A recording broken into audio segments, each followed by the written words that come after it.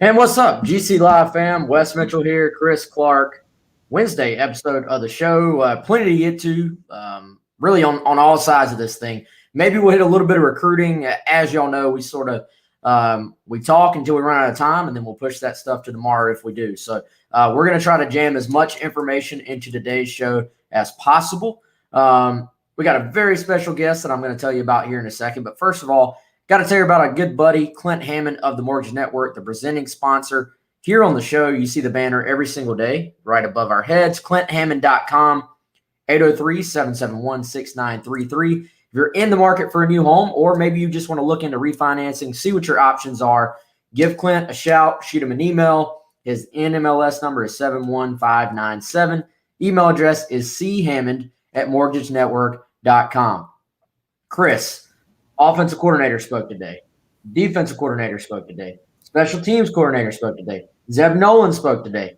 And then we believe we're going to be joined momentarily. This is actually a first for us, I guess. We've been doing this show for a year now. First for us, we'll be joined by South Carolina's opponent's head coach, Adam Cushing. We believe at 2:15. Obviously, we are very cognizant and respectful of the fact that he's a head coach during a game week. So we'll see. Sometimes you got to put out fires if you're a coach, right? So hopefully we will be joined by Adam Cushing, the Eastern Illinois head coach, here momentarily. But, dude, plenty of stuff to get to all the way around this thing. Man, you know what stands out about today as far as Pete Limbo, the special teams coordinator, stepping into the media room? There have been lots of unexpected media appearances. Like, people just show up. That's kind of cool. Shane Beamer did it one day, or at least one day, maybe a couple times. One of them was to address the Zeb Nolan situation on August 17th when he began practice. Shane Beamer showed up, which I think was smart, to be able to kind of just explain what was going on, make sure that everybody understood what was going on. Jason Brown was scheduled to come, to the media room yesterday on Tuesday. Then we learned that he had a class conflict, but he ended up showing up anyway, which was awesome. Covered on the show yesterday, Wes. I thought that was really cool of him. Showed a lot of character, I think, for him to walk into that room after he had lost out on the starting quarterback job and answer questions, answer very frankly. And today, coordinator day, but Pete Limbo steps in too. So another surprise. I think there was some,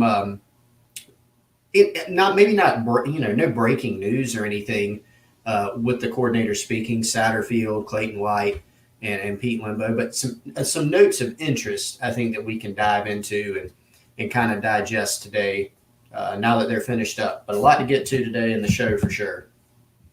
So, Chris, like you said, not breaking news, but just the thing about having your coordinator speak is that the fans get a little bit deeper glimpse into your thought process, into maybe which guys are, maybe they're not starters, but which guys are pushing to possibly be on the field, which guys are firmly in the rotation, which guys are kind of scheduled to play, like which positions. You can tell some of this stuff from the depth chart, but so you get that depth of information, I think, when your coordinators speak, and you get different personalities, different approaches. And, I think I said it, maybe it was last week or the week before. It's just been refreshing to hear from the coordinators, and Limbo, as you said, making a surprise appearance there. I think that guy would talk special teams with a guy waiting in line at Panera or something. Like, I think this guy just loves, just breathes. He eats, breathes, sleeps, dreams, loves special teams. So he came in. That was cool. I wonder, I guess, Chris, that may become a weekly thing as well, or a something where we hear from him a little bit as well, because I know the other two coordinators are definitely going to be talking. And the biggest thing to me, or one of the bigger things, was just the way Zeb Nolan handled questioning and just reiterating. And I believe him. This was not coach speak or coach turned player speak or whatever. When he said this is not about him, this is about the team. And before we go into that, though, I know we're going to be joined here momentarily. I see you down there, Coach. Can you give us a thumbs up if you're ready to come on board? There he is. All right, we're going to bring him on right now. Coach, this is Eastern Illinois head coach Adam Cushing. I know you're a busy man. I know it's game week. Thank you for making your debut on our GC Live show. How you doing today, Coach? I'm doing great, Wes. Chris, I appreciate you guys having me today. Yeah, we appreciate you, man. So obviously, this is week 2 for you guys. It's week 1 for South Carolina. What did you learn about your team in week 1? I'll give you a very broad question. I know you probably learn more about seeing them play an opponent than you ever do playing yourself in practice. So what did you guys learn week 1, Coach? Well, you're dead on, Wes. You learned so much from the first football game. I learned that we did some really, really good things. I mean, you look at the statistics, and those don't mean a thing, honestly, because there's one thing that matters. It's the score at the scoreboard at the end, right? But we did a lot of great things offensively. We came up with some big stops when we needed them defensively. We just didn't do the little things, right? We didn't take care of the football, and we didn't take the ball away. That's what we've got to do better. Coach, thanks again. I'll echo Wes. Thank you for taking time, especially during game week, to join us today. Great to hear from you. Great to meet you and see you. Here's where I wanted to go with my first question. Obviously, you guys are in a unique situation because you played the 2020 season in the spring of 2021. So you got 6 games in, if I'm not mistaken. How was that just from a calendar standpoint of playing? You don't go through spring football. Spring football is your spring season. How did you have to adjust, whether it was under the rules or just how you go about preparing your team to play this year? Yeah, it's a great question. We obviously were excited that we got to play in the spring to get the season in, and then who's kidding who, right? You play this game in order to play games. So I think the players are pretty darn excited about a shortened off season, to be honest, right? You tell me I don't have to go lift here for 9 months. I just get to get right back at it. It's good stuff. But I think as coaches, we've got to our approach has been is to just be really smart, understand that they've been on the field. They've banged into other opponents quite a bit already. We've got to treat this thing as a marathon, not a sprint, and make sure that we're conscious of that and in our long-term planning, just how we plan out the contact and wear and tear on their bodies.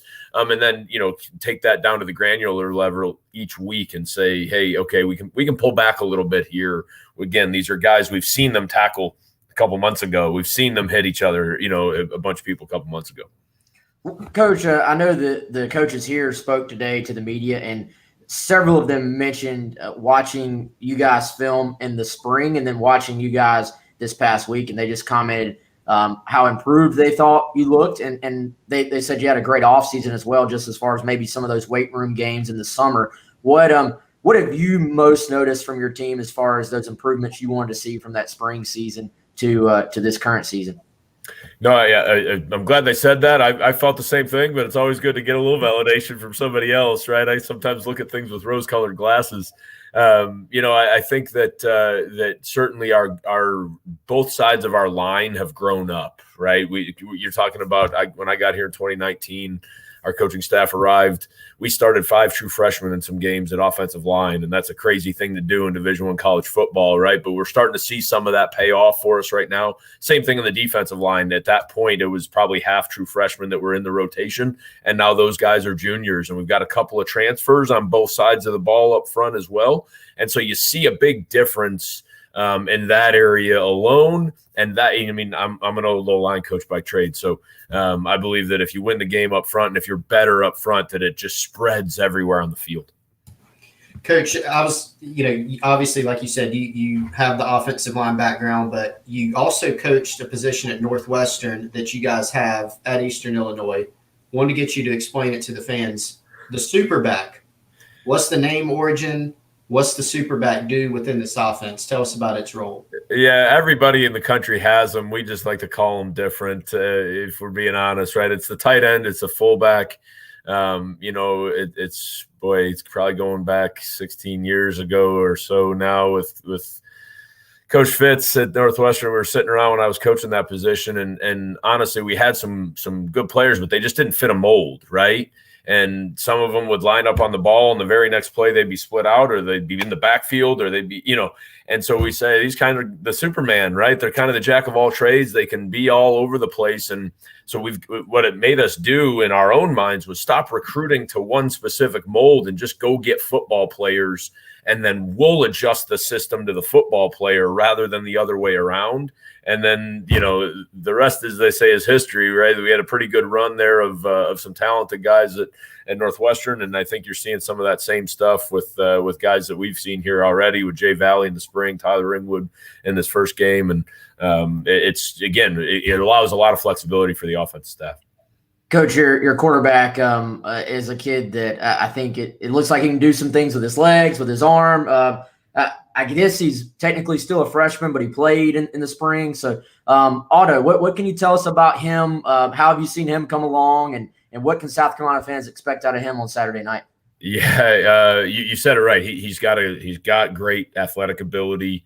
But he also is going to make that shot down the field. I mean, he's got a strong arm. His ball speed's pretty darn good. I'm impressed with the way that he plays the game, and more importantly, he's just such a confident young man, right? He believes in himself. He believes he can make every throw. Sometimes I can get him into trouble, right? But and he never believes there's anybody that can tackle him. He's a confident guy, and that's what you need at the quarterback position. I think what the South Carolina fans are going to see a really exciting player that he really is. Just you turn on college football, and that's what you expect to see. One of those guys that, man, he's just a pain in the butt to get down. He's always extending the plays, and, man, it looks like he got him dead to rights, and there it is, a first down all of a sudden, whether it's with his legs, with his arm. Coach, as you prepare your team, and not just watching film, but your conversations with your team, what you say to them on Saturday before you guys hit the field, what is your approach as a coach to kind of mentally preparing them? Because you see, the reason I ask, you see different coaches if they're going up to play an SEC team. Some of them take the approach of, we're going to say it's just like any other game. Some of them say, we're going to be honest and say, hey, we're stepping up a level, treat it like that. What is your approach when you prepare your team? Yeah, it's probably the cheater's answer, but a little bit of both, to be real honest with you, right? Let's not beat around the bush here. Let's not try and act like this is the same opponent, right? But really enjoy this opportunity. I mean, you play college football to get into these environments. Playing Williams-Brice Stadium, I've heard nothing but incredible things about that environment there, and our guys are going to love that opportunity. I know right now they're thrilled for that opportunity to come out and do that. And so talking about that, but then at the same point, just saying that, in the end, it doesn't matter. College football is one of those games, right, where the best team doesn't always win, the team that plays the best for 60 minutes. And so if we can then just handle our business, if we can just focus on football as the way that we do it, then it doesn't matter the stage. It doesn't matter if it's out here in my front yard on the grass or in Williams-Brice Stadium with 70,000 or 80,000, however many you have, screaming. It's playing our best. Coach, I'm always curious, the game one situation when you're going in, there's a new staff down here, so new offensive coordinator, defensive coordinator, special teams. Are you guys like pulling from tape from other places, pulling from 10 years ago, pulling people's high school film? How does that process go as far as scouting when you don't have that week one film yet? Yeah, you said it. Just, I don't know, pull it from everywhere. And then in the end, what we've talked about and what our coordinators have done a great job of, Chris Bowers and John Kuzieski, is what do we have bank reps at? What do we do well, right? That no matter what, whether the defense comes out and even front cover one or even front quarters or zone or odd front, and there's pressure from every which way, we know we can make the adjustment because we know that play like the back of our hand. It doesn't have to be about what are they playing. It's what are we doing, right? And defense is the same thing. Are they going to come out and put 3 backs, 2 tight ends in there and just go like this, or are they going to get in 5 wides and spread us out? It doesn't matter. If we make this call, we know how to adjust it. And when you enter, I believe this is kind of a second opener, right? We had our opener and we kind of had the same thing this past week. It's the same thing, right? This is a really, really well-coached football team. I know a lot of these guys' background. They're gonna be sound. They're gonna know what they're doing. We just got to do the same thing and match them. Coach, I'm sure that you've seen, because you guys have studied, I'm sure, all the quarterbacks, but Zeb Nolan getting the start for South Carolina. So two-parter. Number one, give us your impressions of Zeb Nolan, obviously tape from North Dakota State, tape from Iowa State. What do you see from him on film? And secondly, do you have any coaches on your staff that still have any eligibility left if you get in a pinch? So part one, Zeb's got strong arm and a good understanding of football, and not just watching his video, which we've done obviously, but it's also one of our staff members actually was on the staff at Iowa State when he got recruited there, and has some, so just understanding who he is as a young man, incredible young man, truly, when you have that drive to go be a football coach, that's what that's going to be a huge advantage for you to understand the system. So he is going to make sure, for darn sure, that they're in the right play, that they're, that he gets them, he manages the game unbelievably, and then he's got the arm talent to do whatever he wants with the football. So we can't just say, hey, he just came off the street. Let's not forget he played football as recently as we did, right? This isn't like some guy that, like you're pulling me off the street and trying, hey, get in there, right? This is a guy that's just played a bunch of football for a really good football team. So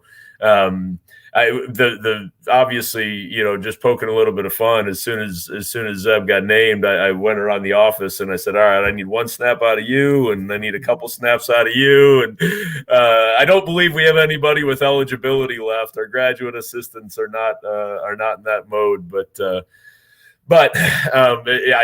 I give Zeb all the credit in the world. I think every coach in the world has always said, man, I'd do anything for one more snap of football. That's all I got in me is one, but Zeb gets to have a bunch more in him. That's pretty cool. Yeah, that was actually Clayton White, the defense coordinator down here, was asked how many more snaps he had, and he said one as well. He's like, I got one. I guess that's the default answer with you guys. I got one to go. Well, yeah, Coach. So I am always curious. We see this team. We see South Carolina every day down here. So when you scout South Carolina, what have you noticed? Is there anything in y'all scout that's just stood out about what you expect to see in your opponent on Saturday? Well, I know they got some darn good running backs. I mean, that's easy, right? Not only Kevin, the guy coming back, but I know they've obviously you watch some of the high school video on Juju and the other guys they got in that backfield, man. They're going to be able to run the football, right? And then you go over to the O-line. They're going to be able to run the football, right? They're pretty darn good. And then the good part for the Gamecocks, and the thing that the Panthers got to be aware of, is that they're going to run the football, but then they got receivers that, we can't just key in on the run, because those guys can make plays too. And I think that's what we expect, is that they're going to be looking to run the football and then making sure that they keep balance, right? And I think that's where Zeb's going to be a huge benefit for him. Defensively, obviously up front, they're really good. That's where it's all going to start. Obviously, I think he's going to be wearing number 1 this year. We're going to have to know where number 1 is, right? The problem is that guy over on the other edge is pretty darn good too, right? And so finding a way it's always, as an old O-line coach, if they've just got the one pass rusher, you can key in on them. And don't get me wrong, he's really good. We're going to know where he is. But the guy on the other edge, you can't just ignore him, right? And you can't just turn the protection all the time. You can't just key on the one guy. And then I think they've got a bunch of experience in secondary, and I think you're going to see a lot of moving pieces there, a bunch of guys with game experience and a bunch of guys that can roll in and play, and that'll keep them fresh, right? And that'll allow them to play really fast and be involved in their run fits. Coach, last one I got for you, because I don't want to keep you too long. Appreciate the time again. When Gamecock fans, watch your team on Saturday night, regardless of what the outcome ends up being, win or loss for you guys, what would you like your takeaway to be as far as your team's identity when they watch this team offensively, defensively, on special teams? What's kind of the identity of this team? Yeah, you're going to see a team play really, really hard. What we talk about is as hard as you can for as long as you can, right? Just it doesn't matter what play it is. If you're on special teams, if you're on offense, if you're on defense, if you give your maximum effort, whatever you have in the tank at that point, give it all, empty it on that play, and then go back and do it again. And that's how we train our guys on a daily basis. It's how we do everything. So we're going to give maximum effort, and then you're going to see us finish. we've been talking all off season. We were, you mentioned our 6 games in the spring, and 3 of those games we were ahead by 2 scores in the second half, and another one we're trailing a ranked opponent by 1 score with the football in the fourth quarter, right? And we just didn't finish those games. So our guys have been talking about that, building up that as hard as you can for as long as you can, so that we got an opportunity to go finish the football game. Coach, and I know my final thing as well. These games, I feel like South Carolina and you guys have these teams have not played that I remember. I know the coaching community kind of is small. Are there any connections with you or your staff and any of the guys down here or the program, or is this two sort of completely separate coaching trees, I guess? I mean, obviously we do all of our research on that, and there's carryover within the trees, and yet I don't know that there's direct carryover, right? There's like somebody's branch intersected somebody else's branch over here, and so there's that connection to say like, hey, man, I remember that you knew him, and obviously their offense coordinator is a veteran of our conference here, right? It was a coach over at Tennessee Tech, and so there's a lot of ways to connect those dots, but I don't know Coach Beamer personally. I know some guys that do know him and that obviously have incredible respect for him. And I've heard a lot of great things. I mean, we do our research, right? That's part of our job, is to do our research. And I've heard nothing but phenomenal things about what they're doing in that program right now and the direction that it's headed. So if nothing else, I'm excited to get a chance to talk to Coach Beamer and see that some of those things that he's done. And I'm always looking to steal a good idea. Any do y'all get to enjoy the Columbia food at any point, or is everything sort of in-house? Like, is there – I mean, I think we got to get you on some pimento cheese while you're down here. I don't know if that's a thing up there. Boiled peanuts is a thing down here. Make sure they take care of you, because there are some good food options down here, Coach. No, yeah, we're flying in and landing, late afternoon on Friday, and I think we're getting some barbecue for dinner on Saturday or on Friday, and so we get a little. I am partial to that. I don't want to just order like the typical. All right, let's get a chicken breast, and hey man, we're going there. Might as well see what they're all about. But other than that, I don't think I'll have much occasion. I don't think I'm going to be sightseeing on Saturday before the game. So yeah, probably not, Coach. We can't thank you enough, man. Thanks so much for the time. Obviously, very impressive the way you run your program, and we wish you nothing but success. We appreciate it. Truly appreciate it, guys. Have a great one, and go Panthers. Yes, sir. That Coach Adam Cushing joining us here today on GC Live. We appreciate Coach. Great insight there, man. I am already wondering where they're getting barbecue from. So I think that'll be interesting. But man, Chris, we got some that was not coach speak filled. No. I feel like that was really cool. And our first game week head coach opponent experience was really good. It was, man. Great guy. I had never, spoken with him. Big shout out, obviously, to Coach Cushing for taking time on game week, 3 days away from the actual game, taking time. And also to Rich Moser, who is the sports information director at EIU for their athletic department for their football program. Great to work with, easy to work with. He helped us arrange that. So thank you so much again to those guys. So hopefully everybody enjoyed that. And yeah, that was awesome. It was really insightful. Like you said, there was no coach speak to be had. He gave great answers and was, showed some humor, showed his personality. So that was fun. I bet that guy's a good recruiter, man. I could see it. I bet he's a really good recruiter. He and somebody else, USC Light, made the point. I think that's who made the point. He named South Carolina players by name.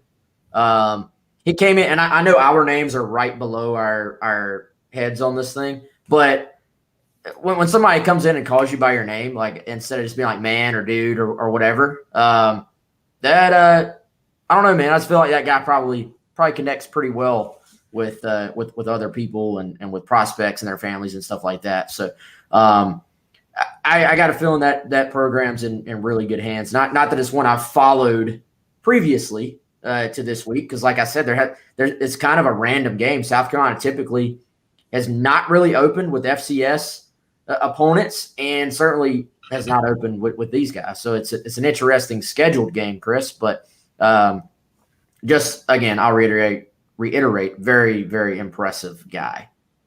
Yeah, he was. Did you notice, aside from naming some of the specific players, at running back, he named Kevin Harris, right? But he named Juju. And, Eric Douglas, Gamecock's starting center, in his media opportunity today was talking about how explosive some of the backs were. And I think the first name out of his mouth was Juju. So you continue to see, like, people are very cognizant of Juju McDowell being a big play threat. So it seems like that's something that they've definitely keyed in on, as far as a guy to watch. And, the other thing I think that stood out, didn't ask him this question directly as far as matchups. What are you maybe most concerned about? But I think just hearing him talk, he mentioned the Gamecocks offensive line and how they were going to be able to run the football, the defensive line, how they had some impressive guys up front. I think, Wes, we talked about that on the program this week, and that's an area when you're facing a team that's on Eastern Illinois' level, a level down of football, not an SEC program, not a Power 5 program. That's an area where you need to take advantage of the size difference, the skill difference. Seems like that's something that they're very cognizant of as well.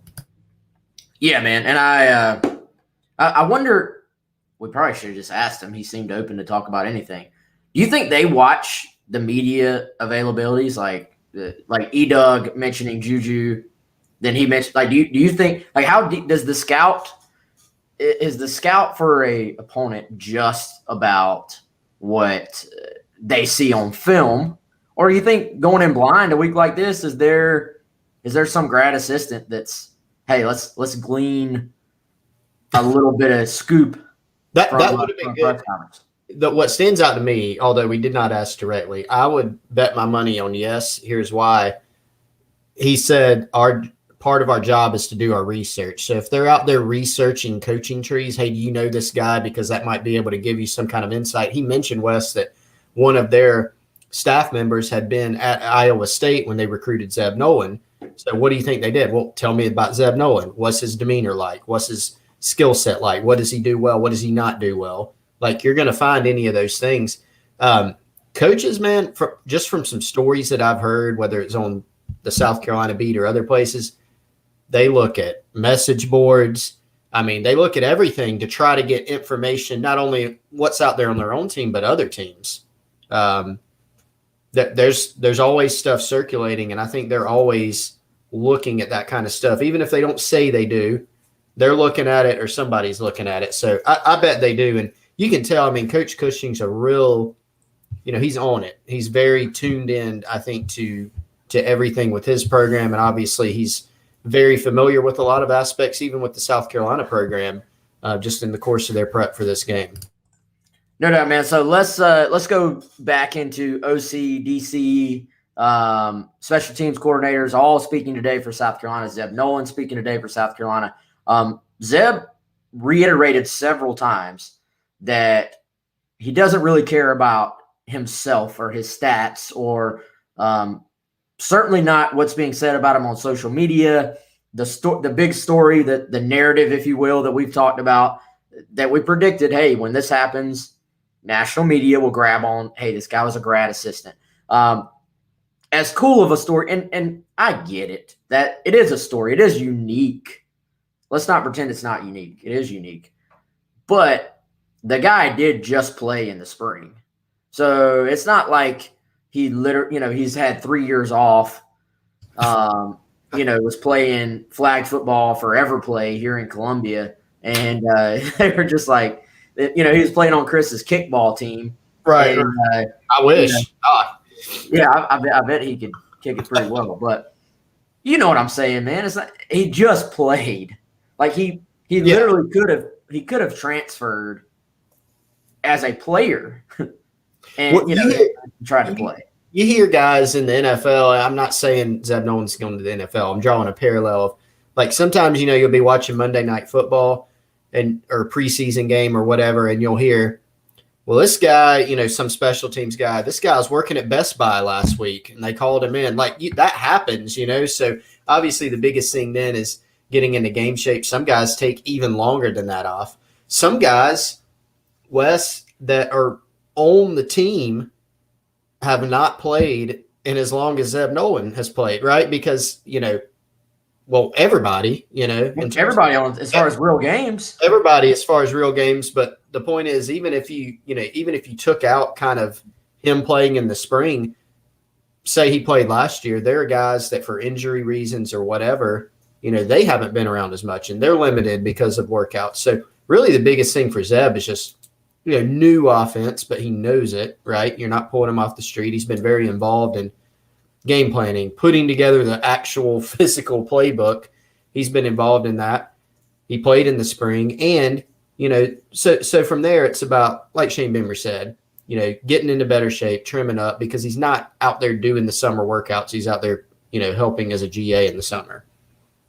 Yeah, so this is a guy that I think doesn't really take himself too seriously. Like he's not out there for personal gain. I think I kind of believe him when he says he just wants to move this program forward. And clearly it mattered to him when when it hit him, I should say, that he had hung up the cleats for a final time. So I think gratitude is one of those words that Beamer has talked about before, that he wants to sort of permeate his program. The gratitude there, honestly, man, even just from all three coordinators that spoke today, the fact that these guys seem very just thrilled to be at South Carolina, thrilled for this opportunity. Mark Satterfield saying he thanks God every day because there's only 14 of these opportunities in the world to be an SEC offensive coordinator. So, we'll see how, I think that does matter to an extent. So we'll see how much, but I think it does matter.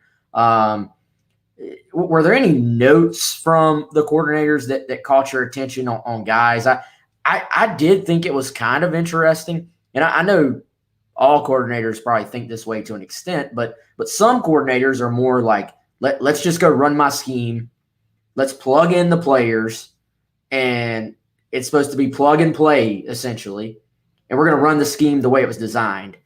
I thought it was interesting the way Mark Satterfield talked about how when they're looking at certain plays, they're thinking about them with personnel in mind and personnel groupings and trying to have the right guys on the field for the right types of plays. And when you look at – let's be honest, we've talked about it, man. This is not a team from a skill position, especially at wide receiver, where you just say, oh, they have three future NFL guys. But – what have we also talked about? You have a very diverse skill set in the running backs and in the tight ends that you could potentially use. So it sounds to me like they're going to be very, deliberate about how they handle personnel substitutions and then play calling based on the personnel on the field. If they are able to pull that off efficiently, that should be music to South Carolina fans' ears. Yeah, the made up play call for Satterfield, bananas. What? Who was out there? He made up some people. I think Joyner was playing quarterback, but some people took that and ran with it like it was real. He said it wasn't real, right? Like he was like, this is not. Well, the bananas play call was definitely not real. Maybe that was a personnel package. Although, did he say JB at receiver? Was he talking about putting Jason Brown at receiver? Maybe. So that now, heck, I mean, you could, if you got Joyner at quarterback, I mean, maybe you do that. I don't know. But yeah, it was interesting. And that was a great interview with Coach Cushing. My one fail or regret, Wes, is that I didn't ask him a little bit more about tight ends. He's a former college tight end. They have that super back position.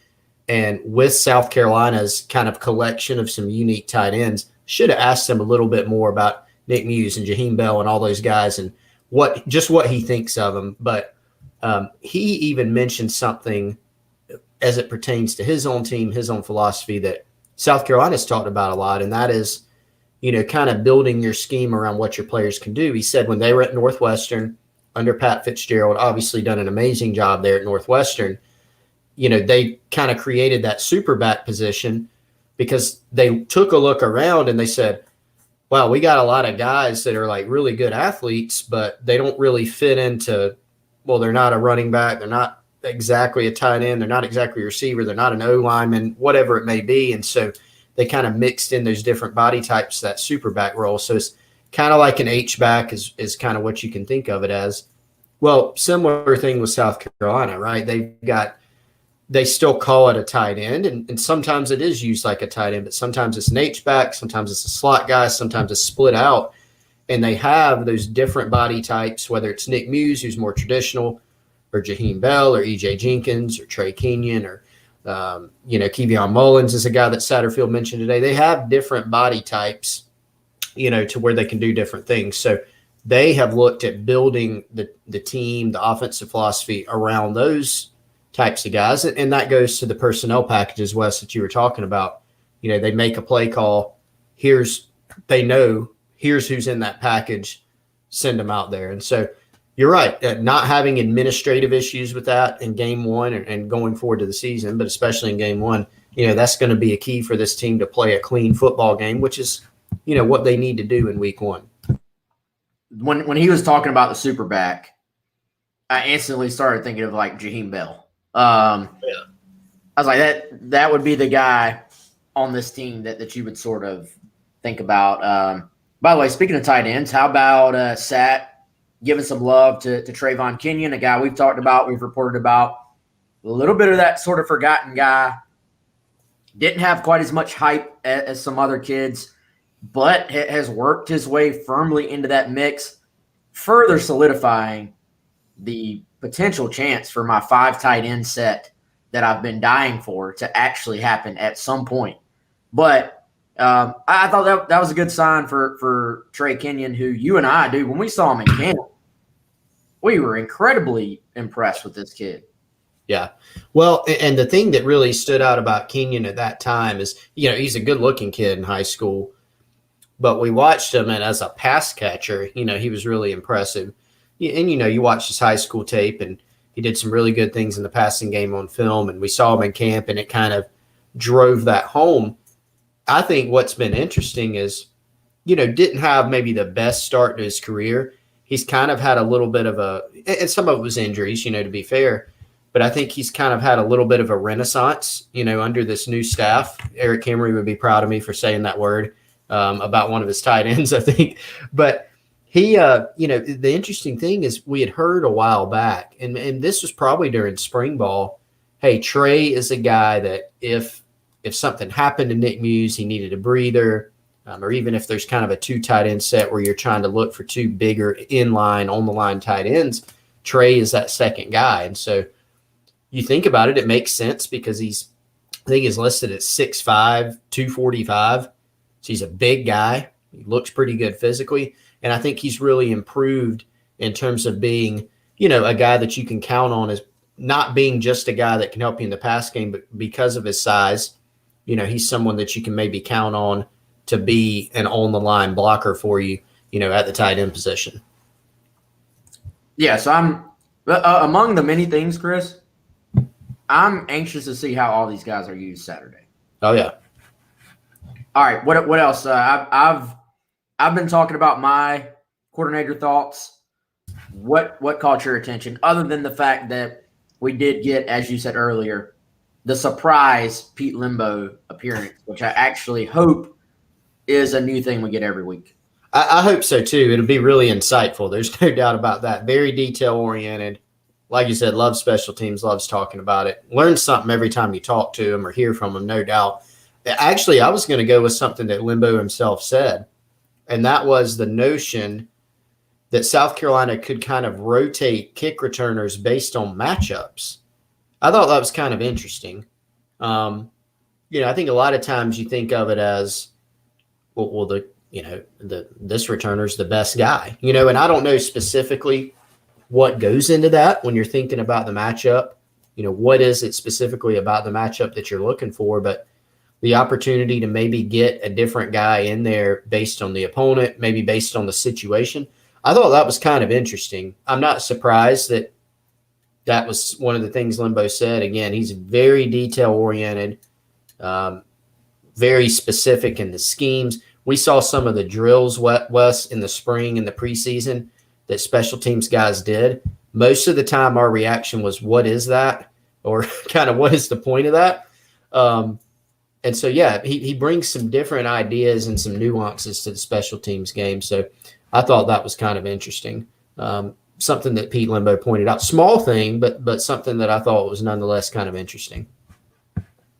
And with all the talk, we got to see Juju on kickoff return at some point. Like you would think. You would think. You want to talk a little recruiting? I feel like we haven't hit recruiting this week. Let's do it. Yeah. Really at all. I don't know if you saw, Chris, I've been actually steadily working through our visit list. I got a new name, not a new name to everyone, but a new name for the visitors list. I had mentioned this kid, a few weeks ago was probably going to be in for game one or hoped to be in for game one. Actually talked to someone in his camp today and confirmed it. But Ike Daniels, 2023 running back. Chris, this is someone I think people need to be aware of, because I think we've got that intersection we talk about where you have a kid that is a priority for South Carolina, plus is very interested in South Carolina. This will be his third trip to South Carolina since June. And you put together your board watch piece today for class of 2023 for running backs. And board watch is basically, if you're kind of that big picture, like, hey, if you don't follow the day-to-day, just blow by blow of recruiting, it would give you an idea of the guys you need to know at that position. I think Ike Daniels has quickly become a guy everybody should know for 2023 at the running back position for South Carolina.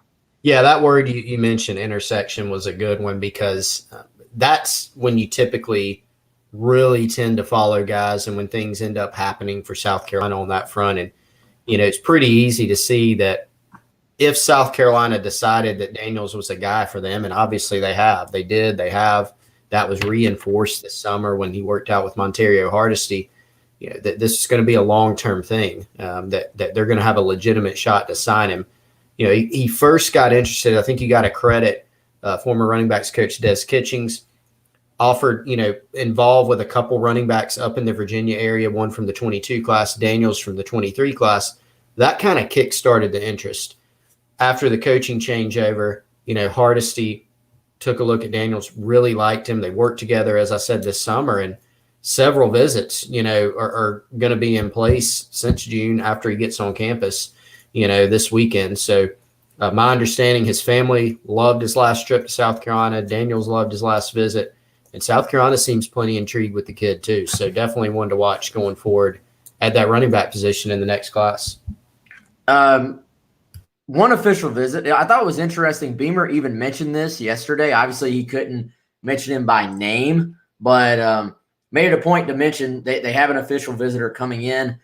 You've been all over this one, man. Brian Thomas, I think he's probably an edge for South Carolina. That would be where he would fit in. Winter Garden, Florida kid. Obviously, some really nice bloodlines here, and a guy South Carolina's been involved with for quite some time as well. Was in during the summer for camp, and we've seen them kind of take this approach where if a talented edge rusher is interested, it seems like that's one of those spots they're just not turning guys down. Obviously, still firmly in it with like a Jayshon Barham. They've got Donovan Westmoreland committed. He came in as an edge, could probably potentially be a true like inside linebacker type, but was committed, is committed as an edge. So they've sort of taken the approach of going after guys at those positions and not turning down good ones. Yeah, and aside from those two you mentioned, James Pierce out of I always forget him for some reason. So yeah, I mean he's still one, and then Thomas, and so Thomas is interesting because like you said, NFL bloodlines. He's a smaller guy, and when I say small, he's not small, but he's not a 6'5", 250-pound rush end. He's more along the lines of 6'1", 230 pounds, somewhere in that range. Can certainly put on more weight, but he's a guy that South Carolina wanted to get a look at this summer in camp. So he traveled up to camp with his father and his mother, worked out with Mike Peterson, and things seemed to go really well on both those fronts. A quick guy, productive guy. One of these workout warriors, Wes, is the guy that gets up at 4-something a.m. every morning and works out 2 or 3 times a day and practices and is all ball all the time. So a great kid, and really kind of down to South Carolina, and he likes West Virginia a lot. Took an official visit there this summer, so wanted to wait it out and see what South Carolina had to offer. I think if things go well this weekend, Wes, which I think they will, good chance that this is a guy that you see ended up in the class for Carolina. Yeah, so I guess we could officially put him on possible commit watch. Not that the guys do it during visits anymore, but he is a commit watch guy. And I'll tell you another kid, I've talked about him before though, Chris. Deuce Spurlock, I think, has to be somewhat on commit watch as well. If he is someone South Carolina sort of pushes for, this is one of those things. The kid's never been to South Carolina, and South Carolina has also never seen him in person either. So there's always a filling out process, I think is the best way to say it. But Spurlock coming in currently is scheduled to be on an unofficial visit. But we're still waiting to see how that linebacker position kind of plays out. He's one that's relatively new on the board for South Carolina, but certainly a name to know for this weekend and someone to keep an eye on at that linebacker position. He is from Huntsville, Alabama. And speaking of states that South Carolina, kind of doesn't always sign a ton of kids from, but will dabble in, you got him in Alabama. Then you got Stone Blanton, another unofficial visit. Again, baseball commit for Mississippi State, but is really looking at the football side of things as well. It's kind of weird. He's committed for baseball, but is sort of uncommitted for football and still considering several schools. Is mainly an SEC guy. South Carolina had the official visit over the summer. It went great. Colin Taylor spoke to him earlier, I guess in the last week or so. But this week, Chris, actually could sort of start to shape that linebacker position for South Carolina moving forward. Yeah, it could. And, I think when you look at, Spurlock is kind of like you said, Wes, a wait and see. And then you look at Blanton, looking back at his summer official visit, remember a lot of the returns that we got. Obviously Blanton raved about it, but just some things that we had heard from some sources around that time, it almost was spoke of in the same terms as Ryan Brubaker's official visit. And, Ryan Brubaker obviously ended up committing to South Carolina on the strength of that official visit. A lot of people felt like Blanton's visit went extremely well at that time. Now, he was still committed to Mississippi State for baseball at that time. He had some other visits on deck. He wanted to get back to Williams-Brice for a game visit this season. So obviously he's been waiting it out until then. But how things go this weekend, if he kind of renews that same feeling that he had in the summer, could certainly get very interesting. A lot of layers to this one. Mississippi kid, 2 sports kind of in the mix. So hard to tell where it'll go from here, but I know it went extremely well this summer. And if he has another great trip, this weekend could get interesting on that front. Will be fun, Chris, to actually have recruits back for games. We it's easy to forget this part did not exist last year. So the guys have been back in recruiting mode as far as the summer and June and the June camps and all that stuff. But this will be the first time South Carolina has hosted players, prospects, their families for game atmospheres since prior to last year. So that'll be good. And of course we'll have that's one other thing we can coverage. We can provide coverage for is those things that we missed out on last year. So all right, that's I guess about gonna do it, Chris. We're closing in on 3:00. We'll keep sort of adding, subtracting to that visitors list. I'd imagine I don't know about you, I haven't talked to any of the committed guys lately. I imagine you almost always have for night games, committed guys get to as many games as they possibly can. So we'll effort figuring out which guys are going to make it in. I'm sure there'll be some underclassmen, probably some in-state underclassmen that try to make it out as well. So we'll be working on that and adding and subtracting from that list as the week goes on. Chris, good stuff, man. Thanks again to Adam Cushing, right? Like that was that I can't say it enough. That was really good. That was awesome, man. And before we get out, Wes, I want to say a couple more words about Coach Cushing and a couple other things maybe. want to tell the folks about Dead Soxy, deadsoxy.com, DeadSoxy.com. 25% off your entire order, whether it's the college line with the Spur socks, whether it's athletic socks, the boardroom dress sock line, no shows. Great comfort, buttery soft feel, no slip, patented technology. Make sure you check out one of our show sponsors, Dead Soxy, DeadSoxy.com, and hit the promo code COCKY, COCKY. 25% off your entire order. Appreciate the support of those guys and Clint Hammond, of course, as always. But yeah, Coach Cushing, if you missed our interview with Eastern Illinois head coach Adam Cushing, go back, just hit the back button, go to youtube.com/GamecockCentral. You can see him on video. Great interview. So appreciate his time very much. No doubt. So that'll do it. Appreciate the support. As always, Chris and I will be back again. It's Monday through Friday now, not the 3 days a week thing, sometimes 2, to be honest with you. It's all 5. Chris and I will be back tomorrow, Thursday, 2 o'clock on the live stream. If you miss it, as always, you can go back, watch on YouTube, or listen on the podcast on every single podcast platform that is out there. Appreciate the support. For Chris, I'm Wes. We'll see you tomorrow.